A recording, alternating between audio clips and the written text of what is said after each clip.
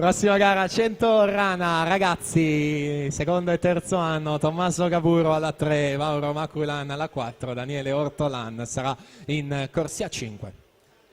E dunque seguiamo questa ultima batteria che completa la rana riservata all'anno 2004 con Valerio Salzano accreditato del miglior tempo di iscrizione, subito a mettersi davanti dopo le prime due vasche col passaggio di 33 e 40, meglio di quello di Gian Greco che ai 50 aveva toccato in 34 e 04.